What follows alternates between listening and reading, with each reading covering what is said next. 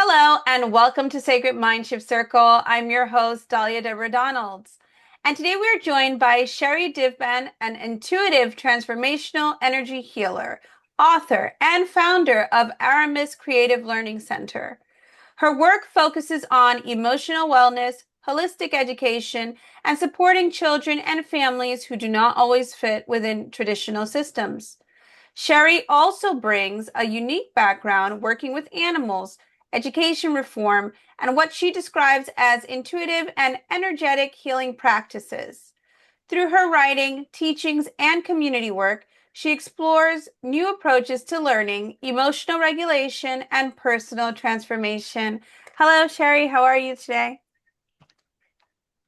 Hi, Dahlia. Thank you for having me on your show, and I'm doing well, thank you. So I first saw a little bit about you. I saw that you actually had like a fundraiser for your center. I saw that you also sometimes do, animated cartoons to help children to emotionally regulate certain concepts. Tell me a little bit about first your center, how it functions, what it's about, what initiated this drive to actually do this work.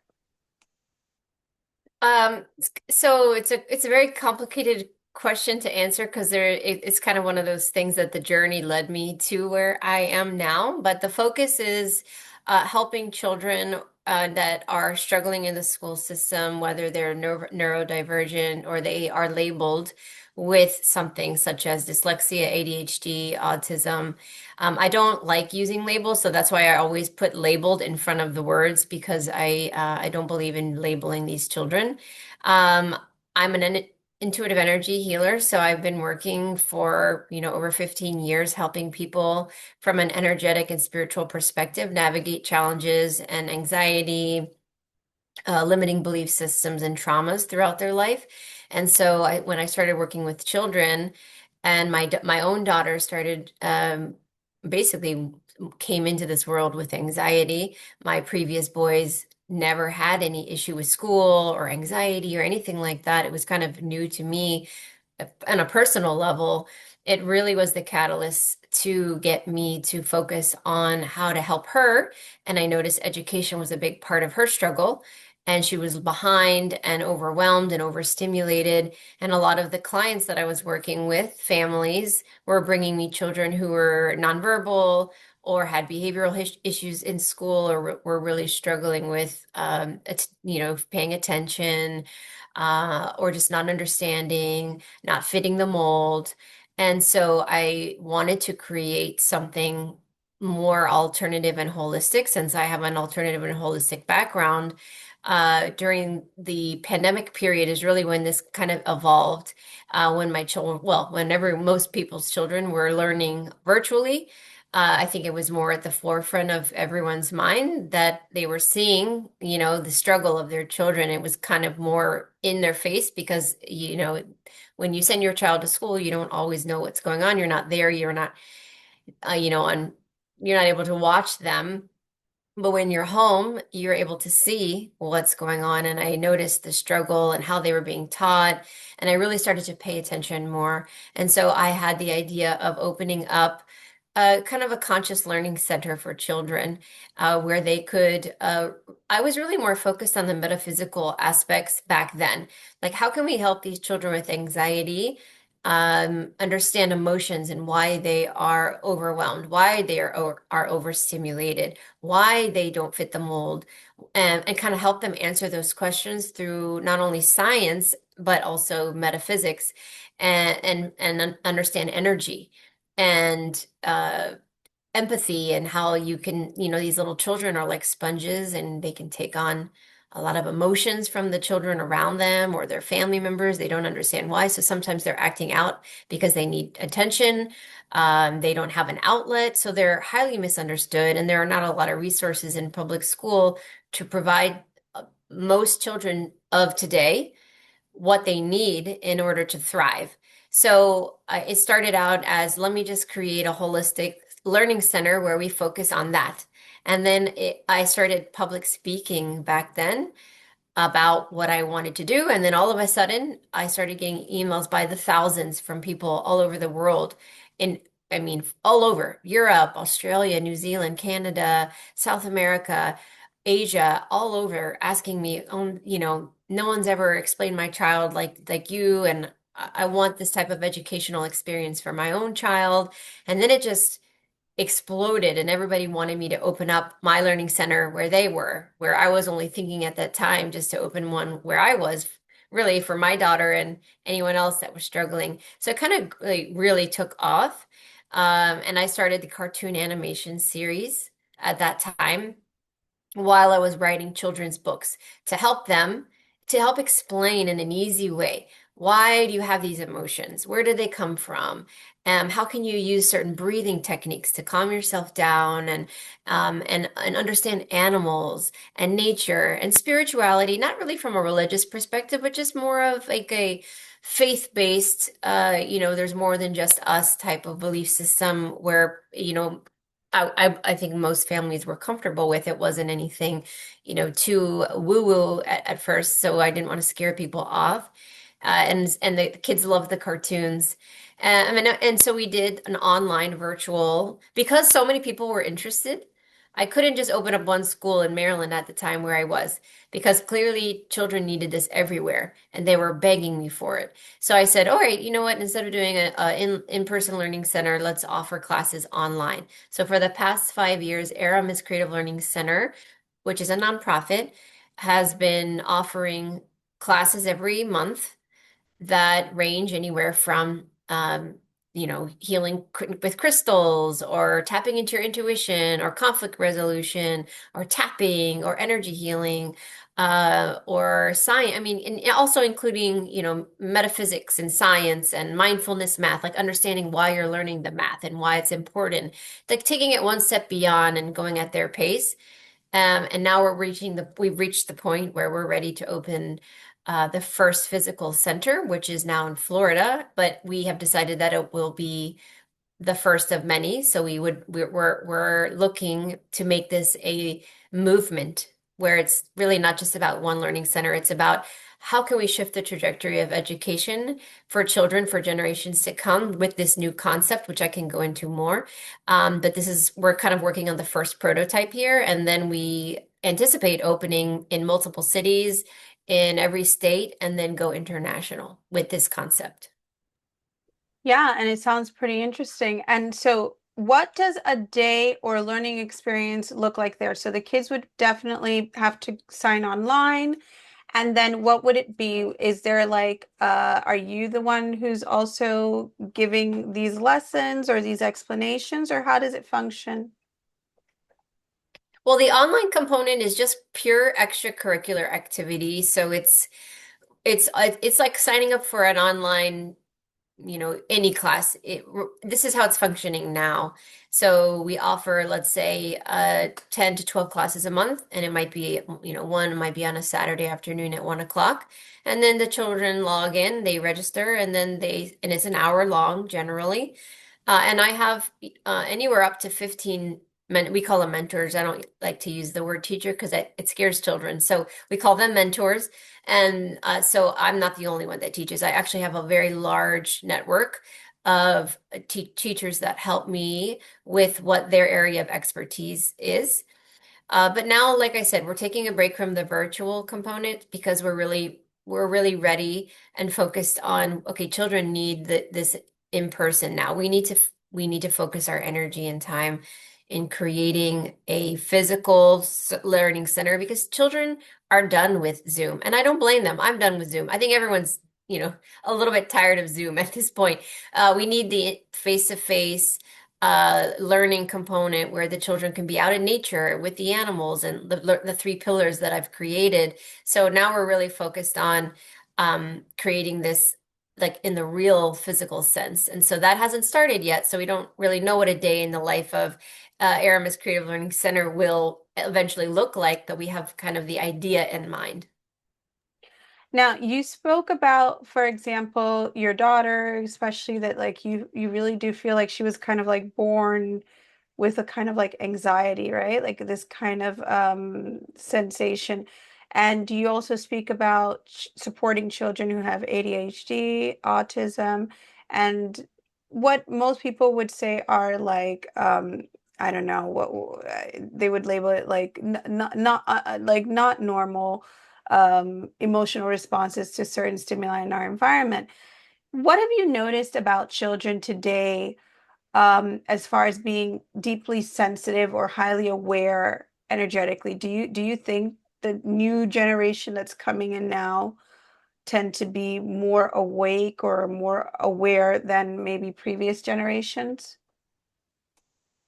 Yes, I absolutely agree with that. I don't know how spiritual your audience it is, but I'll just speak as though they are.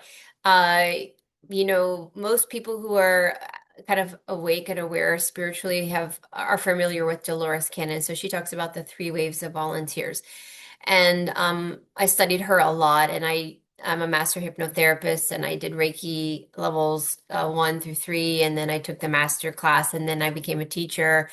And when I started working with children, the reason that parents brought their children to me initially was, can you heal my child of autism? My nonverbal child won't speak. Can you, from a spiritual perspective, help me understand why, or what is it that they're here to learn? So initially, I really had no educational experience or background on these topics because other than anxiety, my children weren't labeled with anything, so I didn't have a lot of experience with that demographic neurodivergence. And so it was actually better for me because it was me going in with a completely open mind and being like, you know what, let's check this out from a spiritual perspective without me having any knowledge of really what any of this is. And so I am psychic, so I have the ability to communicate with people telepathically. And so a lot of these parents would come to me and ask me, can you help read my child? Can you communicate with them and ask them, are you okay? How can we help you speak? How can we help you heal? And what I received over the last probably decade now, time and time again, is that these children are telling me they're actually the fourth wave, the fifth wave, and the sixth wave. They're waves. There's more than, there's a continuous wave of ascended souls that are incarnating into our planet at this time to help us grow, just like Dolores Cannon talked about. The waves of volunteers each came in during different generations, different eras, different periods of time where we could just grow and evolve just a little bit. And then the next generation would come in and help us grow and evolve a little bit more. And that's really the indigos. So what I focused my studies on were the generations after the indigos, which are the star, the rainbow, the crystal, the divine, and many other. There are many other terms and different waves coming through. But to answer your question, yes, the children that are being born, probably really since the year 2000 and into present, are gradually becoming more and more aware. So therefore, they are more sensitive to everything, the environment, the learning structure. They're overstimulated. They are very empathic. A lot of them are coming in completely remembering past lives. They're nonverbal because some of them are in observation, and they don't want to speak our words until they feel very comfortable because maybe they come from a place where they spoke telepathically, so they're not used to using words or language.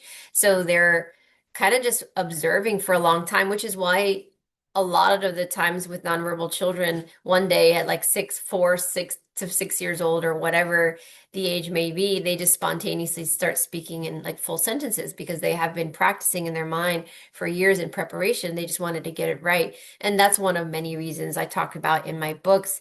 But the reason that these children are coming in more advanced is because we are in an ascension path. The timeline that we are in is that we are evolving as a species. So ascension can be a scary word for some people because some people think about the rapture and they go a very religious route with it. Really, what it means, at least from my perspective in my work that I do and what I've gathered, is that it's really more of a process of evolution. So we are spiritually evolving So our density of consciousness is shifting to a higher state of awareness, which allows us to activate and really access areas of our DNA that have been previously referred to as dormant or maybe junk DNA. In reality, we are just our senses are becoming more heightened. We're becoming more aware. We're becoming more intuitive because previous generations really have been programmed through for various reasons to be highly left brain. So we're highly cognitive, analytical, and we so that way really so it started so we could work in factories and work long hours and kind of be in a quote unquote enslavement system. I want to use that word loosely because I don't want to trigger anyone, but it's almost like we consent to this enslavement system collectively of work and um in minimal joy because we're constantly working to pay our bills and the children are constantly going to school trying to get the grades and then it's like Groundhog's Day over and over. And we've lost over generations our right brain capabilities, our creativity, which is our intuition, our connection to our higher awareness, our ability to imagine and co-create. So the children coming in today are actually at more advanced souls than we are that are volunteering, coming in waves to help us activate that right brain so that we can be more intuitive, more aware, more awake, and tap into the part of the hemisphere of our brain that has probably been the aspect of ourselves that has been the most dormant as a collective species. And that's why they're so different than previous generations. Yeah, and I think I did another podcast recently, and it was with another person who was discussing how they noticed that a lot of these children, on top of that, um, had abilities to, as you said, like have telepathic or almost psychic abilities, even though that they were nonverbal, that they can use other methods to communicate, and they were able to know things that other folks hadn't told them before. You know, I also agree with that a lot because I mean, my daughter was supposedly diagnosed with autism when she was 2, and then, like you said, around 5, 6, she just started talking. And I always say, in my opinion, I feel like that's the whole purpose of why, after I would say like my generation, I'm from 84, they almost tripled the amount of, in my opinion, vaccines for young children to begin to receive before the age of 6, before their whole brain barrier, blood brain barrier completely formed. So, when you're speaking to parents and they're coming to you, obviously because they feel that you can help their children, or you can do something for their children if they are autistic or if they have some kind of neurodivergence, what do you try to explain to them? Do they look at it as a problem, or do you try to explain it to them from the perspective as like what you explain now, that it's a process? What do you usually do for the parents? That's a really great question, Delia, because actually to go back to your original question, which I didn't really answer properly, initially the parents were coming to me asking me, "Can you heal my child?" That's how I had started, and I kind of went off track. And then when I started work intuitively connecting to these children and telepathically connecting, they were telling me, "No, I am here to help my parents and humans evolve." So we are teaching them telepathy and how to connect and open their hearts and how to be more creative and less serious and connect and they're here to unify because we are a very divided civilization on purpose due to the powers that I like to say the powers that were set up a system for many thousands of years to keep us in this kind of in the box mentality where you have to fit the mold.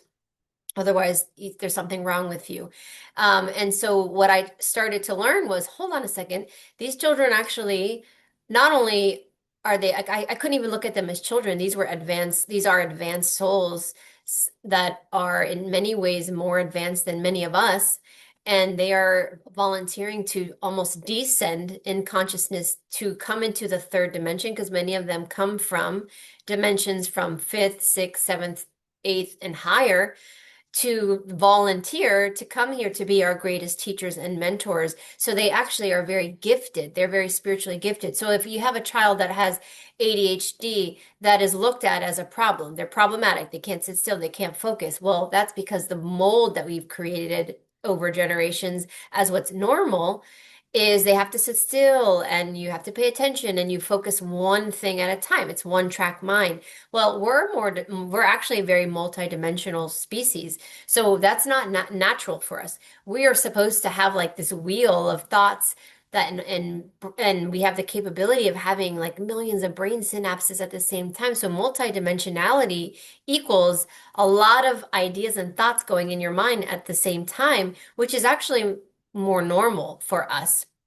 But we've been trained for many generations that that's not normal, and we need to focus on one thing at a time. Again, because they're trying to limit our capabilities.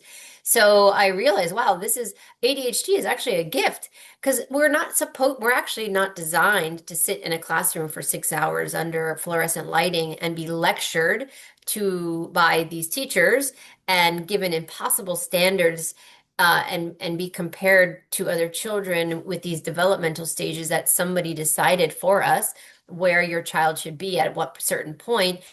And it's very overwhelming and very scary for these children. And they get anxiety because if they don't fit these developmental stages, something is wrong with them. And then they become defined, they have identity crisis and they become defined by that. Well, when you have a child that's ADHD and is getting in trouble because they can't sit still, well, if you just give them a chance to do project-based learning or go outside and learn with their hands on in an environment where they have a little bit more of control and capability of being creative, for example, you don't know how much they would shine because we're not giving them a chance. So they're highly misunderstood. Those that are autistic also do not fit the mold because they are out of the box thinkers. They learn in a different way. And I think they're supposed to come here and be different so that they can show the teachers we don't have to do it this way. We don't all have to do the same thing. We're dynamic learners and we should be honored for how unique we are as opposed to making it the normal for us all to be the same. And so they're all coming in with these labels where it's seemingly a bad thing, but what I learned and what I taught my parents that I was working with is you're so lucky your child is actually quite advanced and this means that they're part of the evolution. And so now because I'm a public speaker, I do a lot of conferences, I speak on stages, I have my own podcast and I go on many podcasts, plus I have 5 adult books. And now I attract the moms and parents and dads and grandparents that are more on that side of things. And then they hear me talk and they're like, yes, she gets it. So now I don't have to convince anybody anymore that comes to me. They're already there and they're like, okay, how can we navigate the challenges that my children are experiencing as a result of them being within this label? And that's why I created Aramis Creative Learning Center. And that's why I work with so many families to help them have a creative outlet, be their advocate. Don't be so quick to put them on medication because that just numbs them and suppresses their spirit. I'm not a doctor, so disclaimer, I'm not saying take your kids off medication. I have to be careful about my words, but a lot of times they just need redirection. They need to have a different type of stimulus and they need to be taught in a different way and be allowed to express themselves. And they need to be outside. They need to move their little bodies. They need to learn natural healing. They need to be around animals and nature and not in these square box rooms, lectured and tested because they're not actually learning anything in school. It's all memorization. And then, everyone knows what it's like to come back after summer and not remember anything you did the year before. And then you're like, shoot, now I got to go to the next level and I can't remember what I learned last year. That's because they're not retaining anything. They've just memorized for an entire year and took standardized testing and to get a grade. I don't work that way. I think that we should work with them to actually develop passions and learn in a way that they absorb it like naturally because they enjoy it. And then you retain, that's how you retain information because you're passionate about what it is that you're learning. But in public school, they're really not given that opportunity to develop the passion because everybody has to go down the assembly line of the same classes and the same grades and the same grading structure. And that's just not working for children anymore. So the parents that I work with today is more about, okay, how can I help my child navigate this gift that they have? So no, they're no longer looking at it as something that needs to be healed. Now they're like, I cherish them, I honor them. How can I support them? And unfortunately, or fortunately, however you look at it, most of the time they're taking their kids out of public school now, which is why we have the highest number of homeschool children than we have ever seen before because parents are like, all right, I want something different for my child. So I live in Florida and it's probably the high, actually, I think statistically the state that has the highest number of homeschool children in the country, and it's growing every day. And that's because parents are saying, nope, I want to create something different I want my child to have a different experience. Yeah, definitely. And I mean, I also speak as a teacher, and I also agree with what you said. You only need maybe at most 2 hours to really get the message across if you're teaching certain lessons, and the rest of the time it's basically kind of like babysitting. And one of the struggles, again, not only for the student but also for the teachers, as you said, we're given grading procedures, and we have to follow this and we have to follow that, and the children have to, like you said, memorize a lot of times, and then just kind of Mhm. fall into the categories to meet certain national standards, and that's about it.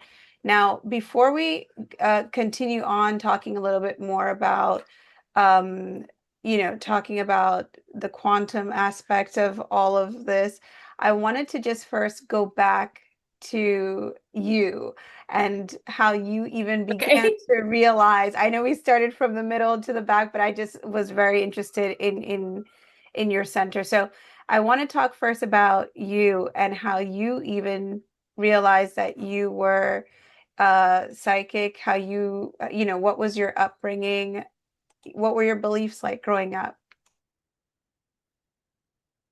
So I'm going to try to make this a very short story because it's quite long, and I've done an interview so many times now that I think I've finally got it down to the short abbreviated version.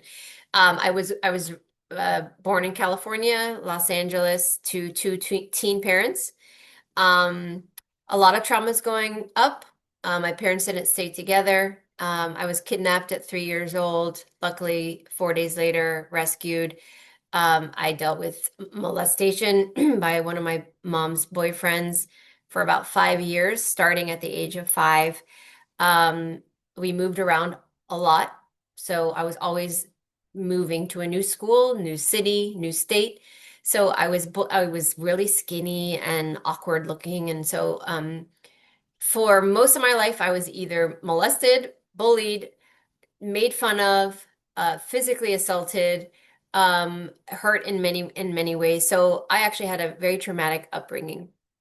And because of this, thankfully, my mom bought a dog for me, a German Shepherd, when I was very young, who became my best friend. And because I was bullied so much in school and I had no friends, and obviously didn't trust adults because, I was afraid of all men. And my dog became my best friend. And so I started to really honor the animal kingdom and appreciate, like, look how loving and unconditional loving animals are. And if it wasn't for her, honestly, I don't know how I would have survived because she was always there for me. And I started to notice at a very young age how amazing animals are and how healing they are and how they're just always there and they never hurt you and they always show up for you. And she was always there for me to cry on or talk to, or she was my best friend, or I'd put bows in her hair and dress her up and play Barbies with her and things like that. And so I had made the decision at a young age I was going to go into the veterinary industry because I wanted to dedicate my life to animals because at that point I was so traumatized and fragmented by trauma of people that I was just like, I hate people. And I became extremely introverted and then kind of aggressive and just like kind of a nasty person.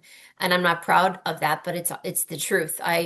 I really just projected my anger out on the world. And I was like, I don't like you. I don't like anybody. You're all going to hurt me. So I'm going to spare you the time of even getting the opportunity to hurt me. So I'm not even going to let you in. And so, I created a sacred space in the veterinary field. I did not go into vet school. I decided I wanted to be a nurse because I liked the hands-on element more. I noticed that the veterinarians were the ones that were, because I started working in vet hospitals in high school and it was my first job. And the veterinarians were like constantly negotiating with the owners of the animals.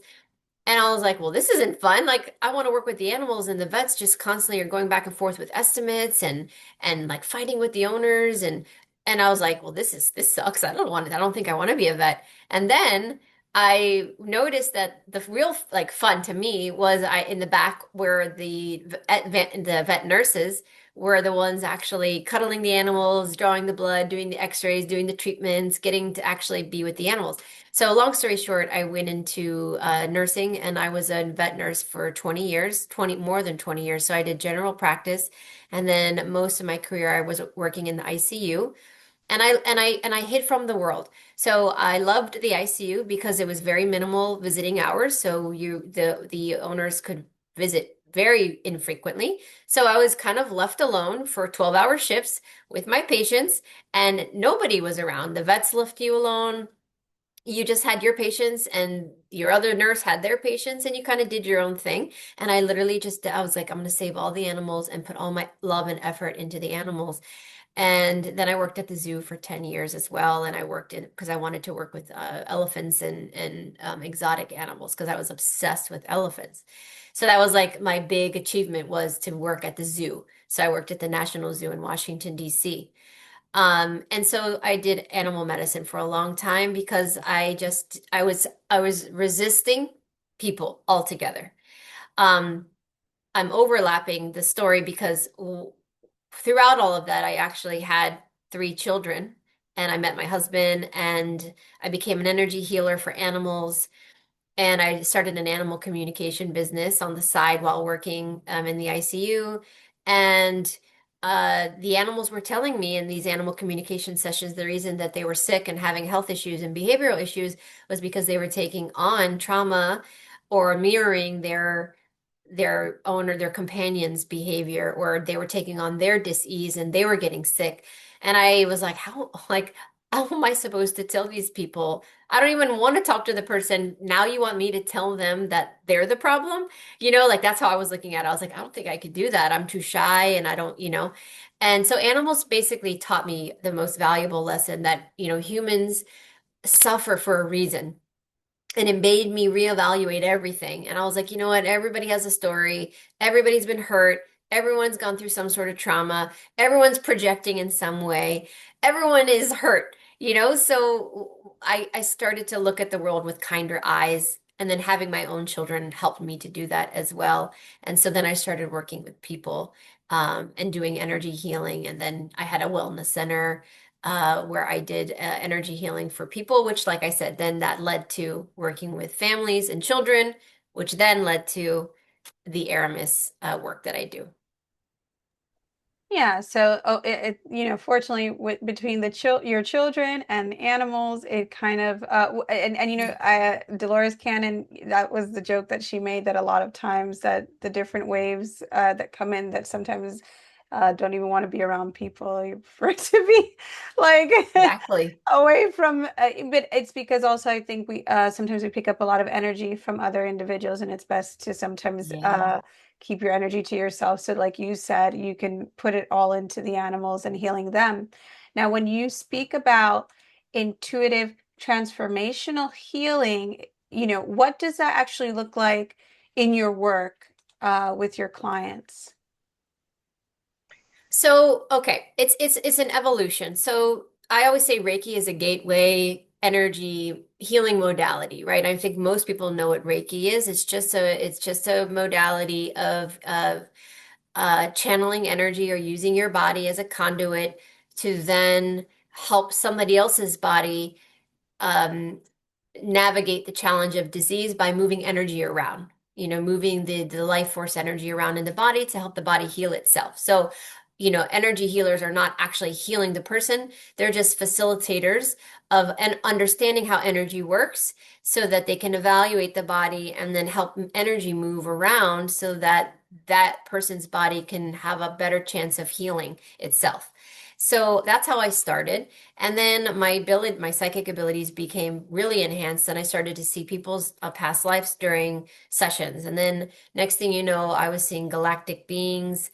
I was seeing that it just exploded. So over the years, my energy healing clearly turned into more of a quantum level where I was like, wow, this is not just the physical present life of the client I'm working on.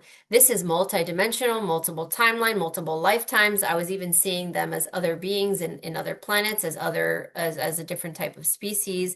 So when I say quantum healing, when we experience lifetimes, we gather wisdom as we go. So each individual soul, even though we're all unified as a collective consciousness, we are all individualized souls for the sole purpose of learning and growing. And then the cool thing about that is that we then share it with the collective through the Akashic records. So every experience I've ever had, and you and everyone watching this gets to download that, so to speak, on the super cloud computer of the Akashic records. And that's how we, as the collective, grow and evolve as souls, not humans. I'm talking on a more vast quantum level. And so I realized that the work that I was transitioning to was more of quantum healing because not all of those lifetimes for people are positive. So a lot of people experience traumas in lives, enslavement, just horrific things. I don't even want to go into negative talk. But what happens is the more traumas you endure in one life, just to even speaking in my life, how many times did I have some sort of abuse happen? And when that abuse happened, what happens to you is you start to have fragmentation. A lot of us dissociate, so we disconnect from our body and we don't actually want to experience the abuse at that moment, so we pull back, we dissociate, and that causes fragmentation. So instead of being a round, perfect, not no one's perfect, but a sound soul, it starts to crack and become fragmented, and we lose aspects of ourselves that sometimes get stuck and lodged in that trauma. So if you can imagine yourself as a vast soul with many lifetimes, we can have lots of fragmentations. That's what shamans call soul retrieval, is when you retrieve the lost pieces of your soul that are spread out throughout the universe from other lifetimes, and you call those aspects in so you can become whole again. And so I realized over the years, I was training myself, unbeknownst to me, in various layers of healing people, that it wasn't just about, I'm just healing Dahlia and her headaches. I'm healing her from a soul level. And when you help someone heal from a soul level, you help them call in the last lost soul fragments. You help them become more whole. You help them become able to tap into their innate wisdom. And that's where true sovereignty and free will comes in. And they become empowered because then they don't need me. They realize I don't need to go outside of myself to tap into this innate wisdom. It's always been here. I just lost it. It just got turned off. I forgot. And I am really good at coaching people on how to bring themselves back so that they can be their best advocate. And so when you talk about intuitive quantum healing, it encompasses so much more than just you in this lifetime. It's so much bigger than that.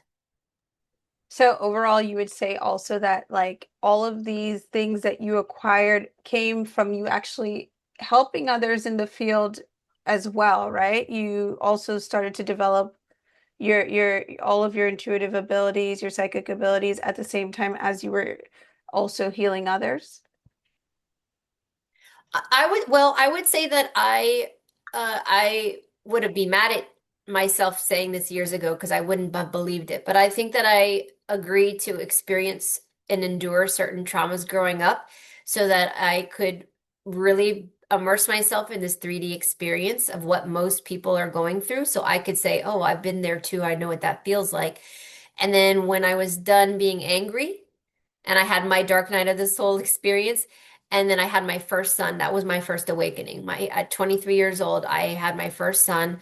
and he opened my heart up in a way I didn't know was possible. And that was my first activation and awakening. I looked at the world completely different.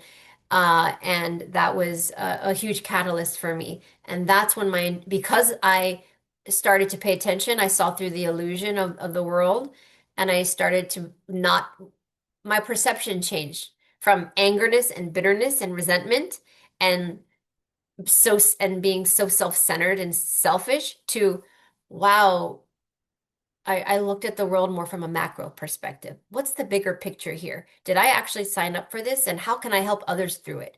And everything changed. My whole outlook on everything in my life changed like 360. And that I believe activated me even more.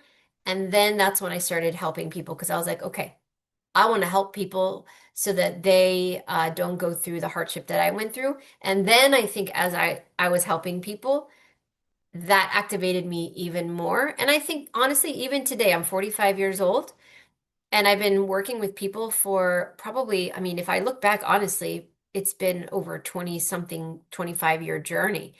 Uh, each stage of me helping people, I was healing myself.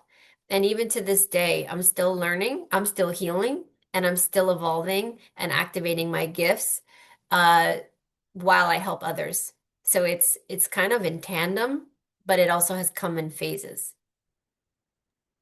One of the things that you mentioned, and like based on my perspective of how I view the world as well, when you spoke about some of the traumas and how we have that kind of trauma spread across different lifetimes, you spoke about fragmentation. And a lot of times I do feel that we're born into this world, like you said, we choose maybe to go through some of these things. And I know sometimes people disagree with that, but or I don't think maybe we expect everything that we go through, but maybe we understand that we're here Right. to learn certain things, and we just happen to, I guess, select certain people in our environment or in this reality to help carry out those life lessons. One of the things that, like you said, happens is fragmentation, and I feel like most trauma is done on purpose for that reason, for you to dissociate enough from your true self to be under the control of this reality, right? So tell me a little Mhm. bit about that aspect of, when people talk about the collective that we are all learning to add, like you said, to the cloud, and then the concept of us being around karmic relationships, karmic family members, because I think sometimes people might be confused as in, the difference between a collective soul family versus your regular family in that terms. Mhm. That's a really good question, and it's coming up a lot right now. So we have a soul network. So on a soul level, outside of this, even outside of this planet, even outside of your family, your physical family lineage of this lifetime, mom, dad, brothers, sisters, cousins, great grandmothers, that sort of thing. We generally travel through many lifetimes with a soul group or a network from one of our places of origin, and then we kind of have lots of lives together. And throughout those lives together, we can endure traumas as a group because the thing about it is sometimes we might ask a soul ahead of time, hey, will you play the role of the antagonist in this lifetime and betray me or do something to me so that I can learn the lesson and get the feeling of that? And they're like, sure, no problem. But what happens is we come in and we experience it, but we've forgotten that we've asked them to do that. And then next thing you know, we can't forgive them. And then it becomes complicated. And then that's when karma develops because now we have created this like negative energy between the two. Because now we've got this negative karma when we don't realize that we actually ask them to help out and be the antagonist in our lifetime for how whatever period we've agreed to ahead of time. And so then there's animosity that builds up. And then that's why sometimes we tend to have many lifetimes with the same group of people. And lifetime after lifetime, I see sessions. I'm like, man, you've been with the same group of people just beefing and fighting life after life. I was like, you guys need to realize and just forgive each other. And that's all you need to do to move on.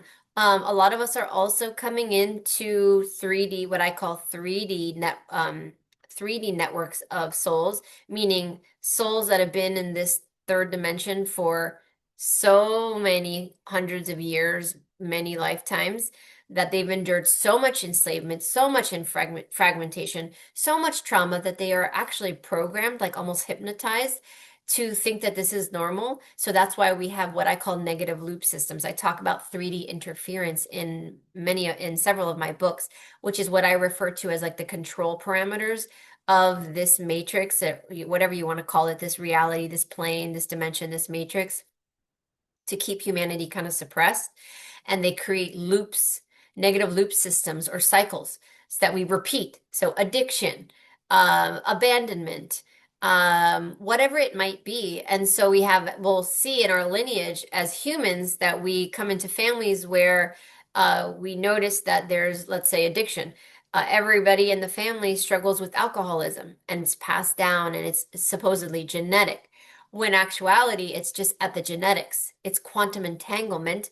And so we'll have people come in as souls and decide to be the volunteer to come into that life and be the one that stops the cycle. And so you may not feel there are a little what my point is here is that some people might come into families that are not their soul network and they feel like the outcast. They feel like they never belonged in their family. They were the odd one out. They were the weirdo. Why have I never felt comfortable with my family? Why don't I feel any love or connection to them? Why do they not support me? Why do they hate me so much? It could go many different ways. And I'm like, well, you chose to go into this family network to break the ancestral lineage or the trauma loop that lineage has been for many generations, and you are not actually connected to that soul network, but you volunteered as an outsider to come in to break the loop because clearly that group couldn't do it. So they needed somebody to come in and help. So this is a really difficult question to answer because there is not one answer. There's actually many layers to the soul agreements that we choose to come in and play out. So we all play our roles in many different lifetimes to evolve and to grow. The problem is that there's so much 3D interference, there's so much hindrance and blockage, and the human species has something called emotions. Um, and I'm saying that in a joking way because that is our biggest hindrance in comparison to like higher civilizations that I work with that are seventh, ninth dimensional beings that don't have the high spectrum of emotions that we do. So they don't understand why we have such a problem with forgiveness or why we have so much bitter anger, shame, like the lower vibrational emotions, because they don't experience that. And they don't know realize is that it's perpetuated in this reality. It's almost created so that we can terraform this reality so that it's conducive for a lower vibrational environment, which causes people to be more in dis-ease, more vulnerable, and it keeps them in those loops, those cycles. So then we have people come in and volunteer to be the cycle breakers. I'm not even sure if I answered your question. No, I think it makes perfect sense. So, like you said, and besides that, it is something that you could do a whole podcast probably just talking about that aspect. But yeah, it was just to touch a little bit on the concept of why some people feel, like you said, as the outcasts. And we look at Yeah. it as in some people have an idea that this is a school, some people look at this reality sometimes as a prison. People have different theories, and it's sometimes confusing to figure out, like, well, why would I put myself in this household if I knew that this and this and this was going to happen?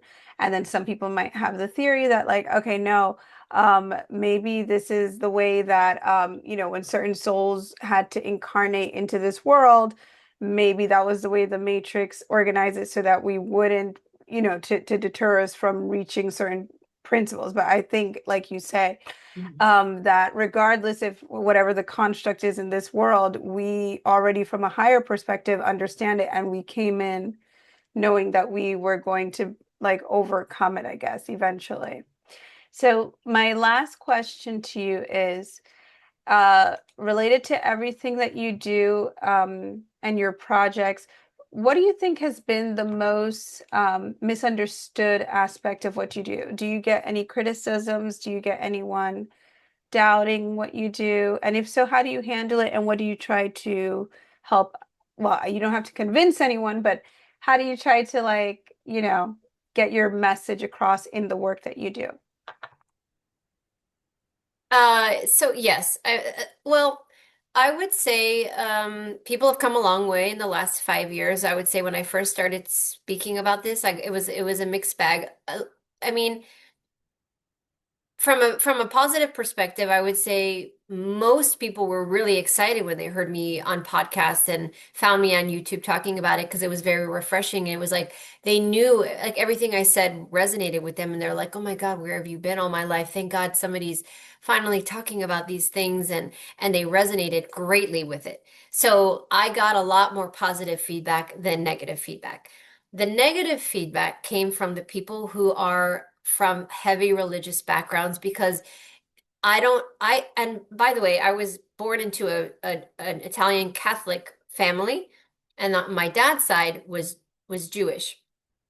Neither one of my parents were practicing, though. Neither one of the families actually practiced. So I grew up without any religion. My mom even told me, when you grow up, you can decide what you want to do for yourself. So I love that my mom did that for me because she never pushed any religion on me. And I never felt comfortable with any religion. I actually studied a lot of religions growing up because I was curious. I was like, I would love to learn. So I was focused on like Hinduism and Buddhism, the most, and Zoroastrianism, which is why I wear this necklace because that's actually what I believe in the most, which is not it's not a religion. It's more of a good thoughts, good words, good deeds. Just be a good person, just be kind, and what you put out is what you get back, and that's what I believe. That like that I feel like that's the core value of the law of one, essentially. And so people who are really embedded in the religious indoctrination from generations of programming that you have to go outside of yourself to get advice, and you can't get it from within. It has to come from a priest. It has to come from the Bible. It has to come from this verse. It's very limiting. So I'm not against religion, so I don't mean to offend anybody. I whatever people choose and helps them, I think great for you. But those are the type where like on the extreme end that tend to look at me when I talk about spirituality and metaphysics. Those are the biggest critics that I have because they either number one say I'm a witch or it's witchcraft or it's the devil, which is funny because it's actually the opposite of that. It's of very much of the light, and trying to like give people sovereignty and unity. It has nothing to do with anything negative.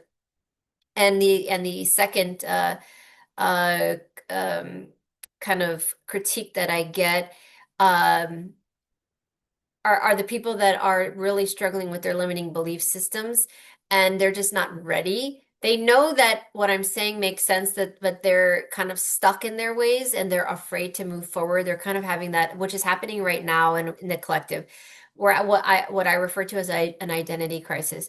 People don't know what to believe anymore. What's real? What are their true belief systems? What do they actually believe in, or what have they been programmed? And so they're peeling back the layers trying to figure out who they are, and they're very skeptical about everything. And unfortunately there are a lot of people like myself out there trying to do good that take advantage of people, charge a lot of money, tell them to buy this candle for $1,000 and burn it for 7 days and you'll be healed, and like do all this crazy stuff that unfortunately give people like me a bad name. And those are the other critics that I get. They're like, oh, you're just another one of those new age woo-woo people. And I get that because everybody should be skeptical to some degree about everything, because it's all about using discernment. So I would say though now to the present day, I get very rarely do I have that problem anymore because I think people have grown so much in the last like 4 or 5 years that they're realizing on their own, oh my gosh, I think, there are people who doubted me years ago who have emailed me since, can I have a session with you? I think you were right. And it's not about me being right. It has nothing to do with that. But it's nice to see that they've gotten to the point on their own where they're at least open to the conversation. And so I don't get as much pushback now that I used to because I feel like I tend to attract, and I actually put that affirmation out there every day. I say, I'm so grateful that I only attract those people that are ready to receive the type of healing that I'm capable of giving, or the messages, or the guidance, or the parents that are ready to help their children in a way that I can help them. And that's it. And so I really put out the intention that I want to attract the people that are ready and willing, and those that are not, I don't want to attract those people to me because, like you mentioned earlier about convincing, one of my biggest rules is I refuse to debate people and convince them of anything because that's not my job. If you're not open to it, I'm not going to argue you because there's no reason. I'm not going to waste my energy and time. So I politely say, I'm sorry that you disagree. And that's it. And we politely part ways. And I respect you. And hopefully they respect what I believe. And I try to keep the peace. And so I will not try to convince anybody of anything. So I really try to attract the people that are open and ready to at least be willing to have the conversation right now in their period of growth. Yeah, I mean, I definitely do agree with that. Like, I think the people who believe in it and believe in what you're saying, you don't need to convince them. They're going to feel it and feel aligned with everything that you're explaining. And I definitely do feel that we've jumped a couple of timelines. So definitely, not even in just the last couple of years, but even in the last couple of months, I think people are like catching Oh on yeah. to more. This Yes. is all quantum physics and a lot, well, metaphysical, talking about consciousness and energy and all of these things. And like you said, obviously the podcast that I do, as you can see, I do consider myself Catholic as well, but not in the traditional sense because, for example, we are here talking about this topic. So the Hmm. same principle applies that you'll get these criticisms and the backlash, and the issue is, like you said, there's infiltration, I think, in this system in anything any human being does, whether it's being done for good, whether you're always going to have some kind of infiltration to try to paint one side as very negative and the others, on in both sides. So that's basically it. But I want you to just tell me a little bit about how people can maybe find you. I'm going to put your links in the podcast description, but if anyone's interested in uh, uh, using your services or about your Aramis Center, what can they do? Sure, and thank you for offering. All of my books, I have 11 children's books and 5 adult books. They're all on Amazon. So you could even just Google my name on Amazon as an author, and the author page will come up. My main website for me is sherridivband.com. So it's super simple. And that's for people who want to have soul readings or coaching from me. And so it's kind of separate from Aramis. And I offer the readings and the coaching through there, through that platform. My Aramis is under Aramis Creative Learning. We are a 501(c)(3) nonprofit. So people who are interested in supporting, either investing, donating, or helping in some way, they can reach me through that website and learn more about what we're doing in the future trajectory of education and what we're trying to create. Like I said, not just one learning center. This is first of many to come. And so we are looking for people who are open to help us, whether through donation, spreading the word, networking, potentially partnership, affiliation, and or investment opportunities. They can find out more information at aramiscreativelearning.com. So those are the two main. I'm also on Instagram, Facebook, um, and I have a YouTube channel under my name as well. All right, well, thank you so much, Sherri, for joining me today. And guys, remember to subscribe to sacredmindshift.com, Sacred Mindshift Circle, if you never want to miss another important podcast or event. And thank you so much, Sherri.